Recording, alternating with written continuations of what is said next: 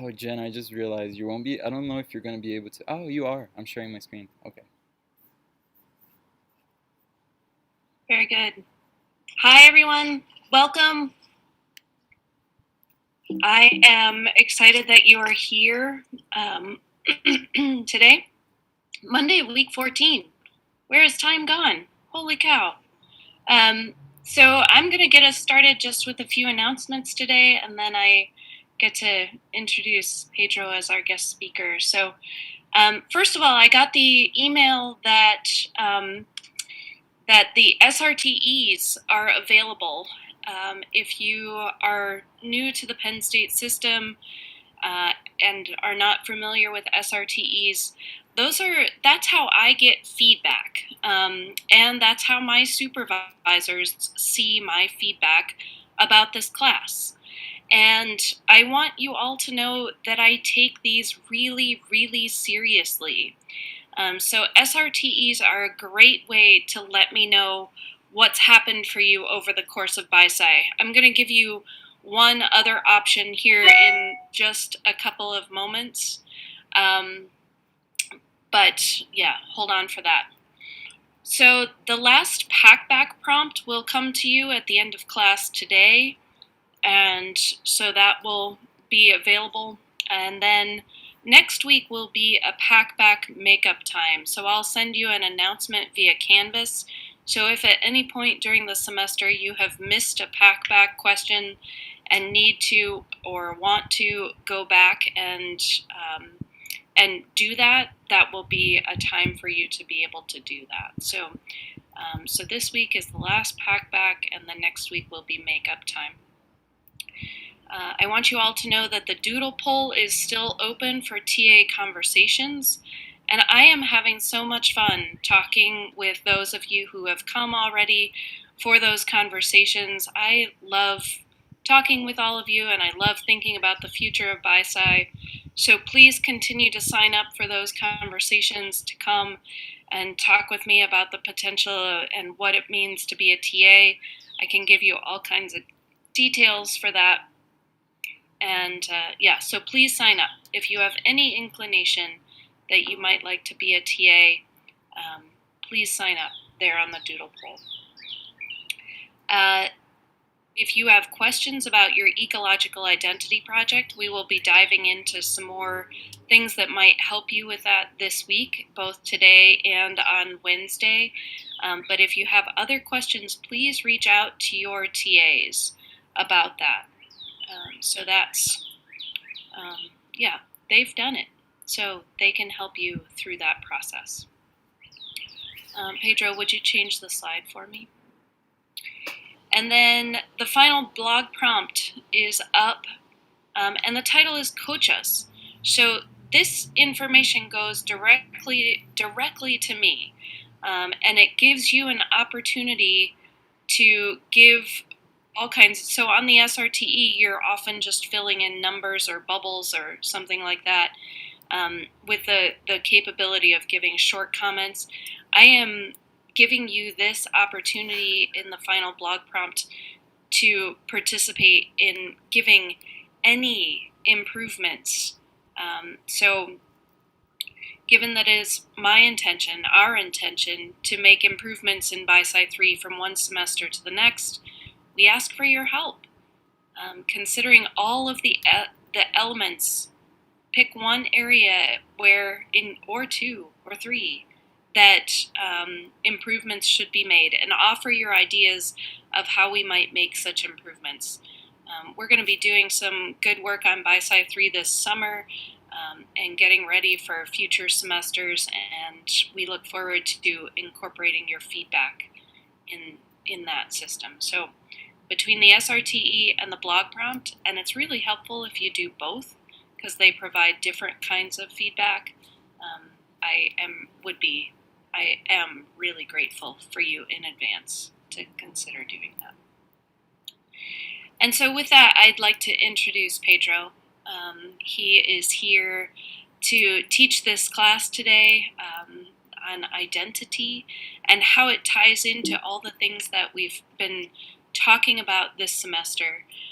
And so you will have the chance to do some chatting, and we'll get some feedback via your TAs, and so Pedro will be incorporating that. And I am delighted that he is here after his umpteen semesters with BiSci. He's, yeah, and now in his senior semester. So thanks, Pedro, for the effort that you've put into this, and I look forward to hearing you. Thank you, Jen, and thanks everyone for joining your labs today. I feel like the reason why I'm involved with this class for so long, and I've been involved since my freshman year, my second semester, my freshman year, is because I'm always learning. So when you say that I'm here to teach this class, I don't really feel that way. I feel like it's more of an exploration, just like you've been exploring in your journals and in your lab groups and in the conversations that you have with your TAs and everything. So let's get to it. The question of identity. I feel like on an individual level, it's a lot of what this class is about. It's somewhat my favorite question because it always feels like an adventure. And I have a friend who defined adventure recently as embarking on a journey where the outcome is uncertain. And I feel like that's very exciting, especially for education today. The ability to go into a class and not knowing what you're going to learn. It's really an exploration. And the identity piece of this class, it's really about each person, each individual, and there's no way we could find just one answer for this question of who am I. On a historical perspective, identity has been the thing that drives humans to do what we do. It has been historically one of the most significant things of all. The stories we believe in and identify with has driven us to wars, has driven us to create computers and technology, identifying with a specific country or a religion, or the color of your skin, or a scientist, a profession, or something that really drives you and motivates you to believe the things that we can do and the things that we can't do. And we're going to be exploring both of those today. So, if you will, join me on this adventure, this journey where the outcome is uncertain. First, I want to start talking about a story that Jen shared a couple lectures ago, which is the story of the eagle who was raised among chickens. So one day, this eagle dropped an egg right into a chicken hen, and the egg hatched, and the eagle was raised amongst the chicken. He ate like a chicken, walked like a chicken, talked like a chicken, did everything with the other chicken. Until one day they looked up in the sky and they wondered together, what's that? And it was this beautiful creature soaring through the sky, and they were just curious, what is that? And another chicken said, that's an eagle. They're not like us. They're birds, but they're not like us. Their purpose is to soar and live free in the sky, and ours is here on the ground. And so the eagle, who identified as a chicken at the time, kept living their life as a chicken, and never soared through the sky.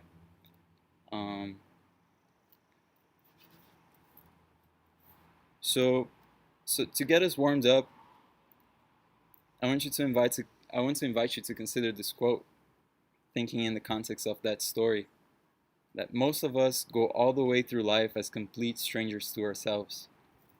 So maybe take the next 3 minutes in your groups and talk about this. What does that mean to you?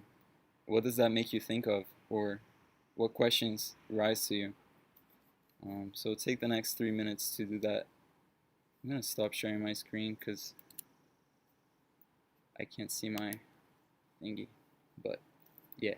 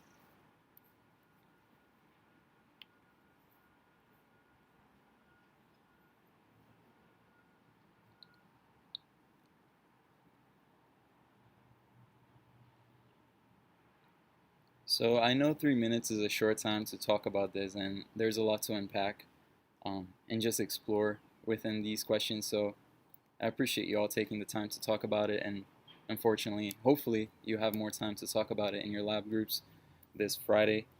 Um, but as we move on, this quote has been really true to me when I first came to the United States. I'm from Brazil. I lived there my whole life, and when I grew up as a white man in Brazil, everyone's Latin American, so we don't really classify ourselves as Latino amongst ourselves. And then coming to the U.S. and being a Latino, and what does that mean? And realizing people's perceptions of me were changing, and they were seeing me in a different way than they used to before, and feeling like a stranger to myself and my own body was a real feeling for me when I first started taking this course. Um, there's this quote from Lao Tzu, who's a Taoist philosopher, not the guy in the picture, but he says that when I let go of who I am, I become what I might be. And I feel like that's a good segue to talk about a concept that arose for me in a different class, which is called stereotype threat.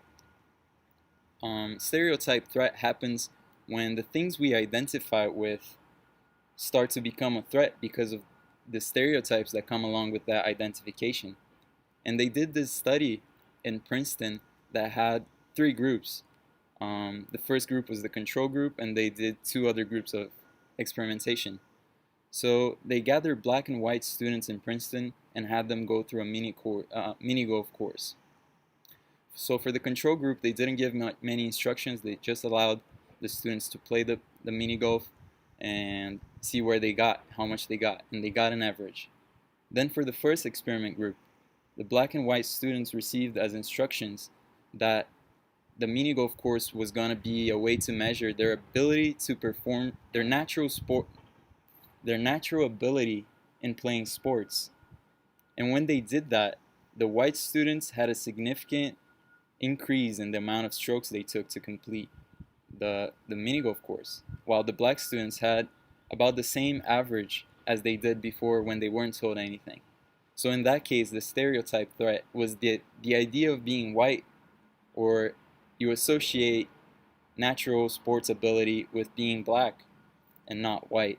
And the white students felt threatened by that stereotype and performed lower than they would if they weren't told anything.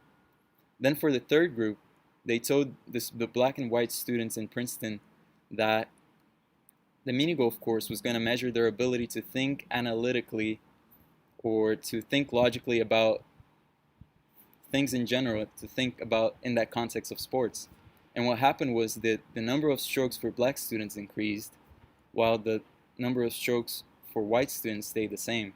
So in that case, the idea that black people can't think logically, or that threat tied to the stereotype, tied to their identity, was significantly impacting their performance, the ability to perform. And the same study has been conducted in different ways and measured for stereotypes for women performing in math tests, and for many different identities. And it's a thing that when we identify with it, when we're triggered by that stereotype, we start behaving like it, and it can really harm us. And the mini golf course might not be as significant, but you can imagine the kind of impacts that can have on you just for different things you're identifying with.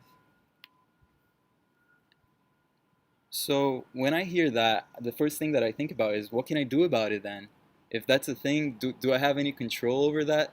And the answer is yes, because that's part of our subconscious mind and the way our mind assimilates information around us. And when we get triggered, it kicks in and it starts guiding the way we behave. So my question is, I invite you all to take a piece of paper or something to write with, and just write 3 times. What does society tells you that you are? What are the things that you are identifying with because society tells you that you are? And you can do that now. And while you do that, I'm going to give some examples of the things that I wrote for my exploration, because this is a question that it's always worth coming back to, because our subconscious is just so deep. There's just so much information that we assimilate. It never stops. So some of the things that I identify with is, while being in America, is being an immigrant. while being in America, I see myself as privileged compared to my peers in Brazil. Another thing that I identify with is being a male. And one example of how that one of those identities threatened me as a person was, for example, being a male and associating that with the idea that I can't express my feelings. When I moved into the United States, that was a big thing for me because I was dealing with homesickness, breaking up with my girlfriend, letting go of my friends that I had back home, and trying to toughen up through that made me suppress a lot of the negative emotions that I was experiencing. And that led to many, not many, but fairly to say a couple depressive episodes that I had um, through my life, as a student and my transition. So maybe type some in the chat for the things that you're associating with, and talk to your peers for another 3 minutes, and then we'll come back. I'm also going to go plug my laptop while we do that.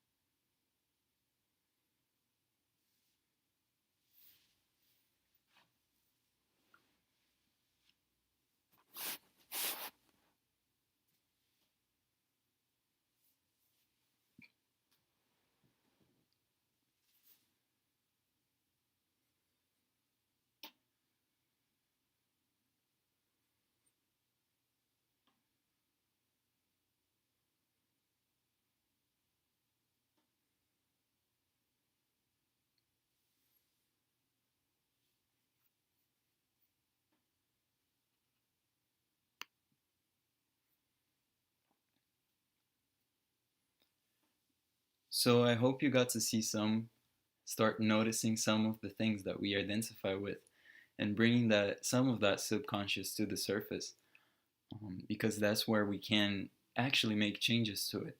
And we'll go more into depth about that. But the first thing that we can do about our identity is noticing the stories that we are identifying with and how they are impacting us. It's not necessarily making the change. Making the change is the final step, and just identifying is a way to get ourselves into it. So when I think about that, what society tells us that we are, this is the picture that comes to my mind. This is the blind scholar's dilemma. Um, that's what it's called. But in in this context, what it means is people might see us from in different contexts and make assumptions about who we are and tell us who we are based on the things that they've seen. So here on the top, you have one of the scholars looking at the elephant's ears, and he's saying it's a fan. And this one, he's just seeing the side of the elephant. He's saying it's a wall. This scholar, looking at the trunks of the elephant, is saying it's a spear.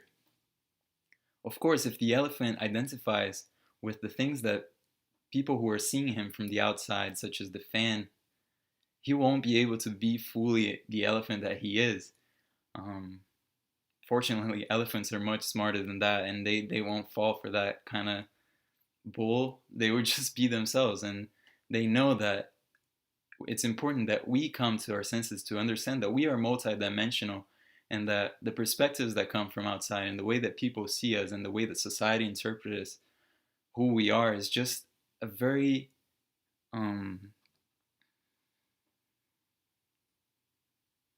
very singular way to define such multi-dimensional beings that we are, such complexity that there is in life.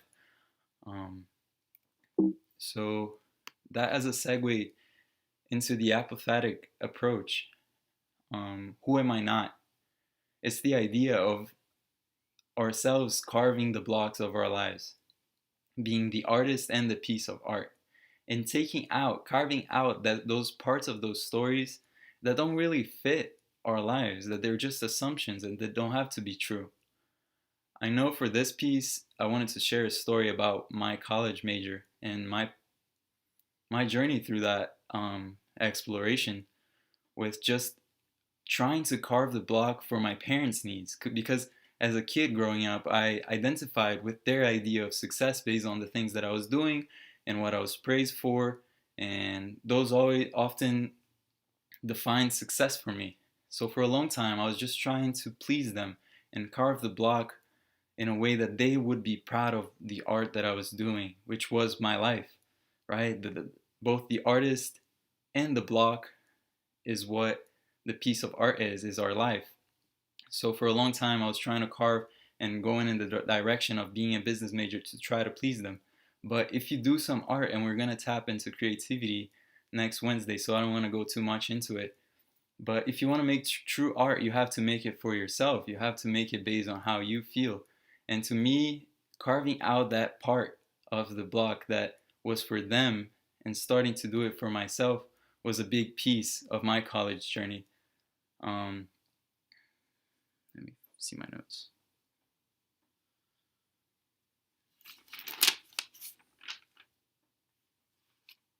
So when you're looking at that list that you did, the things that society tells you, to me, another part of that is understanding that those identities, those components that make us who we are also a part of the block that we're going to be carving. So even though seeing myself as an immigrant caused me a lot of social anxiety and feelings of not belonging, it doesn't mean I have to carve out the idea that I'm an immigrant. That's part of my block, being from Brazil.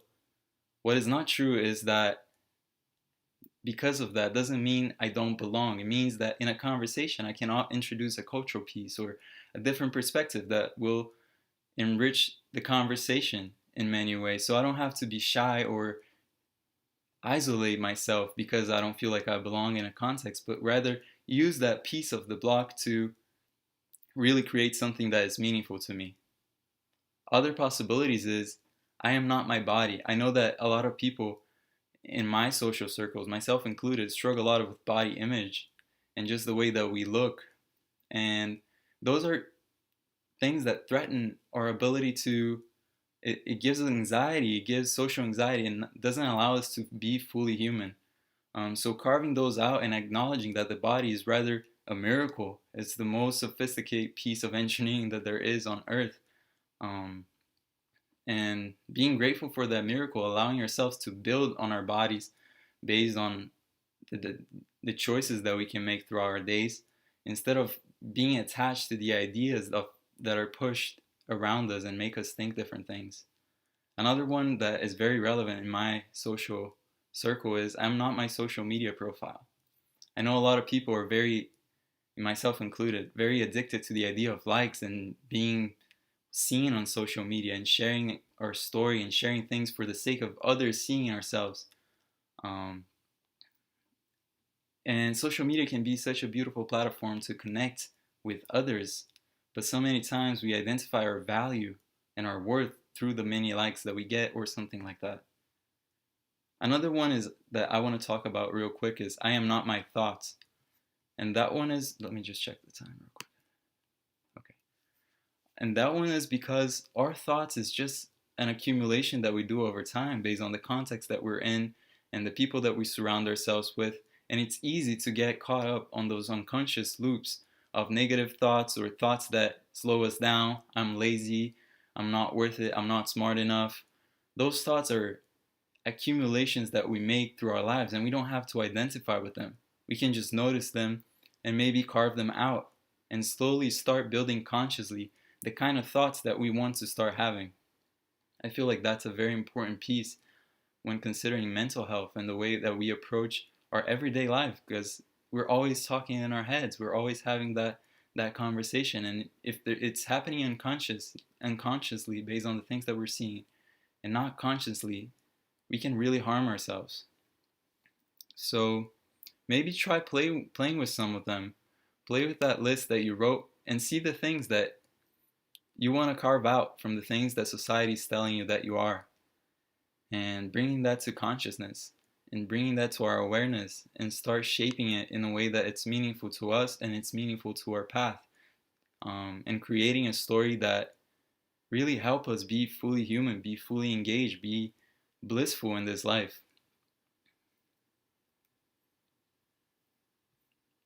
One of the final things that I want to talk about today is your final course project, the ecological identity. So what is your identity when it comes to the planet, to the environment around you? I know a lot of you have been asking Jen, okay, we're hearing all this, so what do we do now? Should we plant trees? Should we go out and recycle? Shouldn't we be donating money somewhere? And this is not a question that we can answer for you, that Jen cannot answer for me. It's a question that requires your own exploration because, like we're saying, we're all unique. We all have unique nervous systems that make us individuals.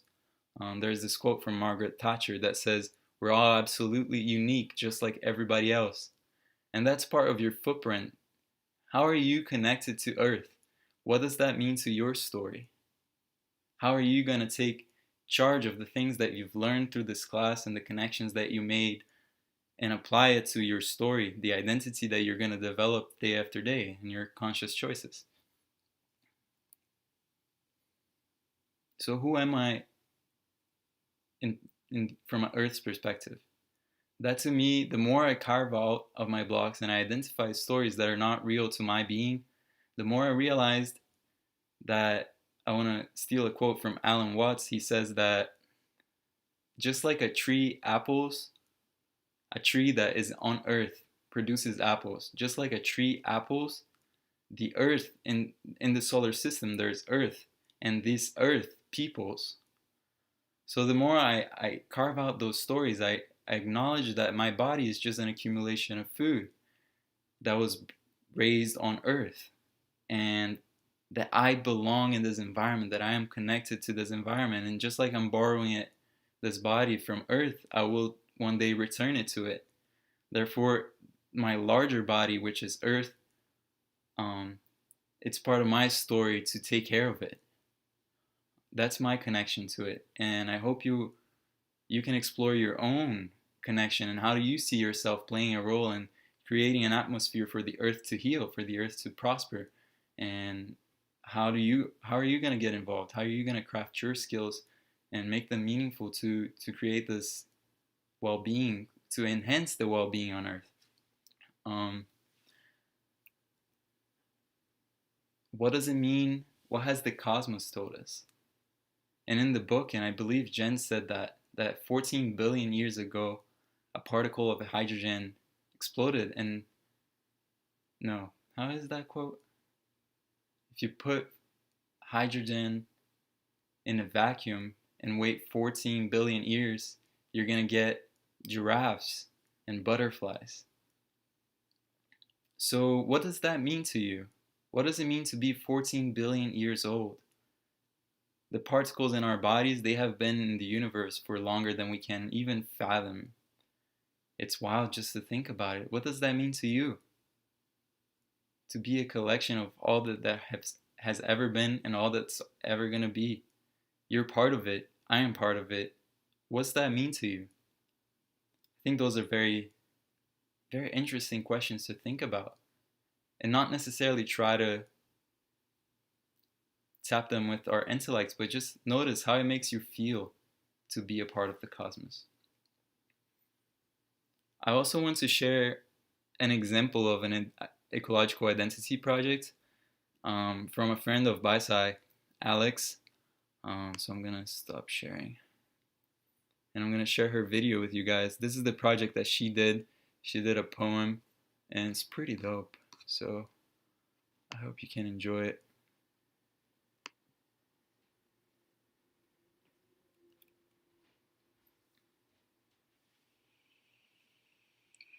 The fabrication of our identification comes as a new setback to this generation. Buy this, purchase those, consume that, invest in these. It is no wonder that we cannot ponder and let the mind wander the weight of our actions, because you see, our actions are not our own, they're not homegrown, and we are all just part of society's drone. It's not until you realize, using your realize, that the story is something that we can revise. Sister and brother all come from Earth Mother to unite with one another. Christianity, Judaism, Buddhism, Hinduism. The way that we preach is how society will teach. And is it really a reach that they are all the same, born of the same flame, all united by one aim? Preach salvation to ensure there's no deviation from the mold of creation as society's citation. Silence is what we know. It's how we learn to grow, but we will never learn to glow. If noise is what is distressing, then it is quite depressing, because we can cheer for the football game, but to preach sustainability is lame. Humans are for respecting all other beings are below. This is society's echo when we tear through the earth looking for coal. I live with Earth. I don't simple-mindedly see what she can be worth, thus reducing her girth. To diminish the gifts left to us by years of shifts and ocean waves protected by the braves, the Earth cannot always forgive. This is no way to live, because at some point she will have no more to give.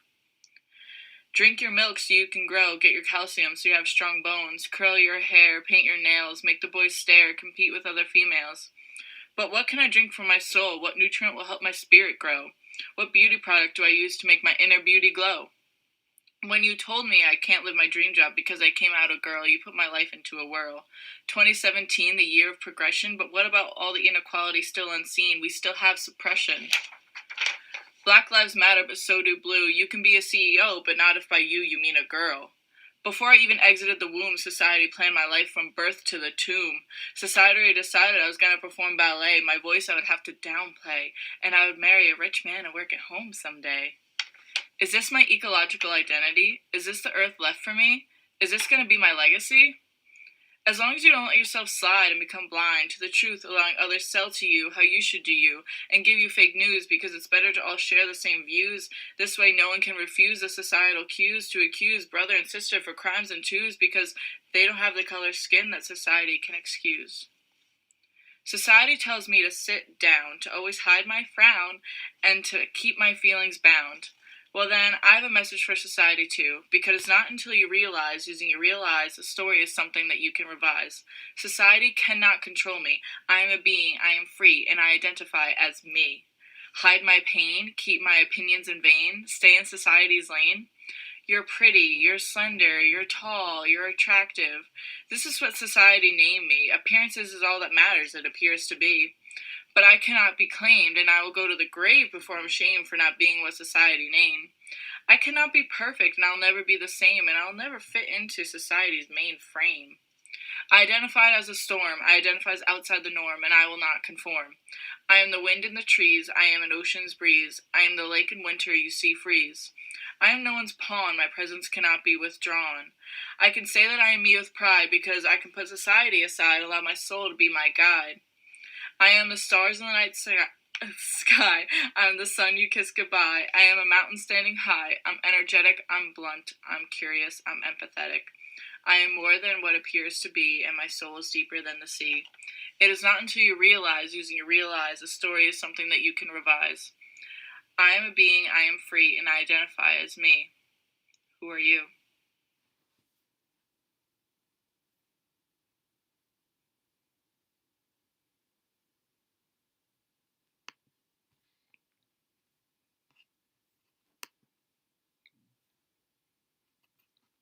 Powerful stuff, right? It's pretty cool to see the kind of projects that students who are taking this class come up with.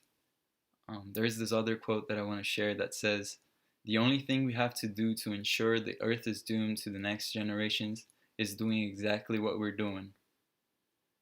So that's why I think it's important that we start revising our story, revising what society is telling us, revising our subconscious minds, and start paying attention to what is it that we want to create.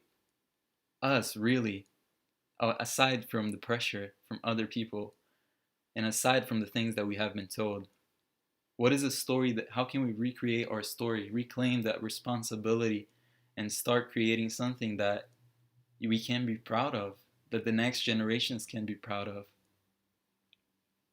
So I really invite you to be playful, and Jen's gonna give, and we're gonna go more into it soon enough and talk more about the ways that we can do to tap into your creativity and play with this project. Really create your own thing. You don't have to do a poem, you don't have to do a video, but you certainly can. You can do a painting, you can do a story. Honestly, 1,000 ways you can go with it, as long as you're revising, as long as you're thinking about what is your story in the context of the earth.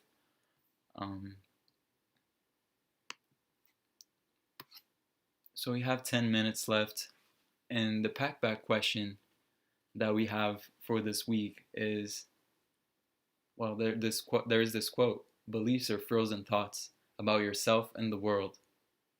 And then the question is, what is a limiting belief you have about your creativity? Where did it come from? Can you change it? And creativity, just starting to lean into next Wednesday's class, has such a negative connotation. It's often seen as a waste of time, but really is the most appreciated divine quality, the ability to create. Doesn't have to be limited to your creativity to create art projects. It's about your creativity to create your own story, maybe. Your creativity to be who you really are. The ability to create someone who you're really proud to be. Jen, I know you said you had a couple of things that you wanted to say. Are you there still? I am. Thank you, Pedro. Of course. So I want to emphasize or think about the connection back to last week's packback. How we spend our days is how we spend our lives, and how much that tells us about our identity, how that connects to what we spend our time doing, and how we make those choices really can speak to our identity. So this is tying directly into where we were last week with the choices of slowing down or being aware of what our inclinations are and what our story is. It's also true that, and I'm going to give you a couple of minutes to play with this, the idea of how why questions can help us dig into our identity. And so if I think about how some of those limiting beliefs that I might have, the idea that I'm not very fun, so I've mentioned that before. So why do I have that belief? And then once I answer that question, then I can dive into the why of that and just keep digging, and it's not a place of judgment. It's not a place of being hard on yourself, or if you're doing this with somebody else. I know Pedro and I had a sweet conversation in the park yesterday, and for us to ask each other, well, why do you think that? It's not that I'm judging him. It's out of a place of sheer curiosity in my own way of being, that I can start to dig into more of an understanding of who I am, or who he is, or who my neighbor is, or who the people at work are. And so being able to ask those why questions is really fun. And so in this moment, I'd like to give you 3 minutes in your group, and maybe 4 minutes in your group, to start that idea of the why. So think about what you wrote about culture and what it tells you about yourself, or think about how you are identifying with Earth, and dive into the why a little bit. Have some of those conversations. Don't be offended when one of your classmates, one of your lab mates says, but why do you think that way? Or why do you think about it like that? Or why do you identify that way? Because those why questions will help us to dig deeper. So go ahead and take some time in your group to play with that.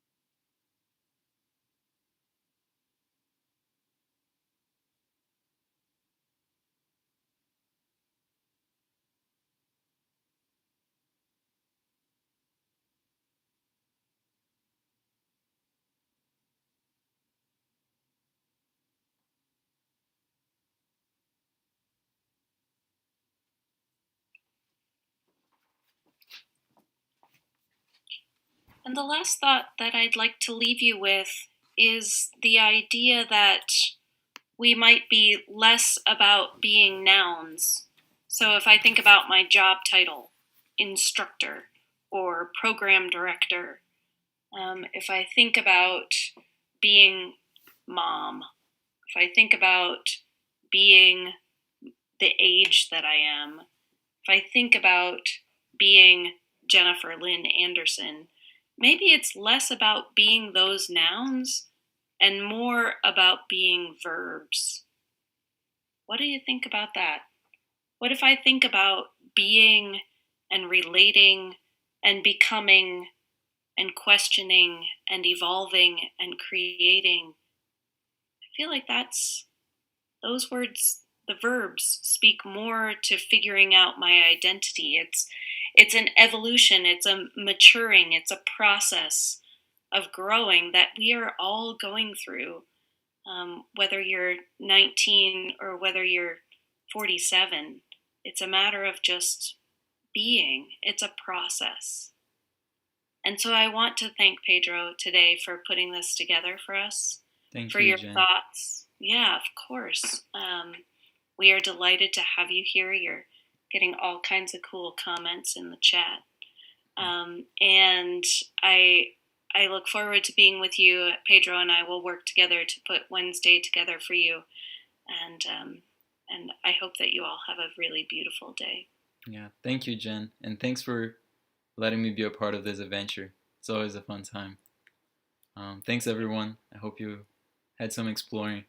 I'll see you later. Bye-bye. Bye.